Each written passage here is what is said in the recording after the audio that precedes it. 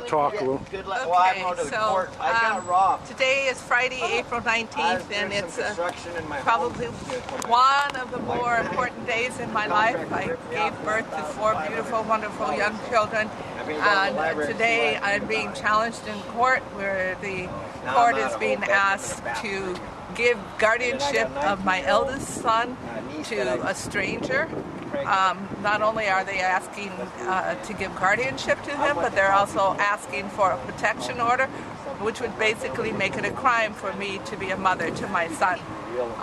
Furthermore, they are asking the court for permission to place him in a group home far away from me, so that I cannot interfere, which means act as a mother to a son who is in recovery. So I've asked my friends, my community, to show up. Our organization is about creating communities where hearts heal, so that we are not dependent on strangers, whether they be guardians or foster homes, juvenile detention centers, or jails, to help our most vulnerable loved ones to recover. My phone is ringing. That means that probably someone's trying to find their way here, so I'm going to answer it very quickly here. The concern that they have with me is that I have been advocating for my son for low or no dose and trauma-informed, culturally sensitive care. And my son has been in and out of the system for 17 years, and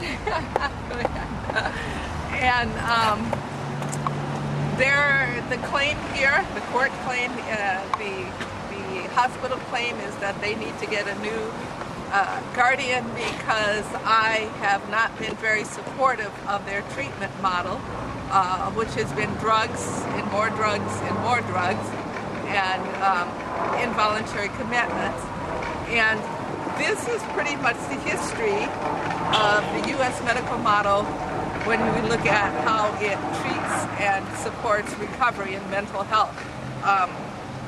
It's a very sad and disturbing model in that those who are on psychiatric medications long term die an average of 25 years earlier, and they are plagued with all kinds of disabilities. And my son is a perfect example of that. When he goes in, they put him on the maximum doses of drugs. Right now he's on injections of risperidone, which I have objected to. He has developed diabetes, insulin-dependent diabetes. He also has a huge swollen neck and goiter. He has heart problems. He has severe short-term memory loss and cognition loss. And this is what they call recovery. And this is what I have been advocating against. Let's do something different. And then I found out in my research, there's a model that it's 25 years now. It's been researched in depth, and it's called Open Dialogue, and it originated in Lapland, Finland. They had the worst rate of schizophrenia in the world, and the doctors there felt that they wanted to do something different about it. A lot of the population was the indigenous cultures there, and they were plagued with all kinds of trauma from the ethnic bias of the society.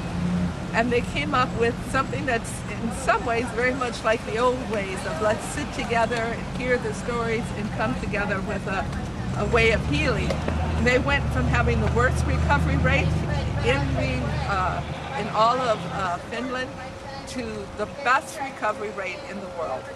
They have the best recovery rate. And yet our system in America continues to drug with psychiatric drugs that cause all kinds of debilitating diseases. And they keep, my son's been locked up for over a year now. They have him, as I said, on injections. And this is what they're fighting, so that they can keep doing this without my interrupting their treatment of my son.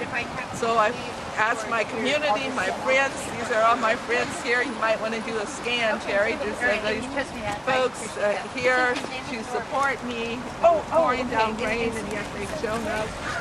We're getting ready to go inside.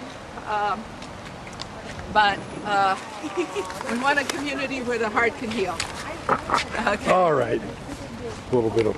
All right.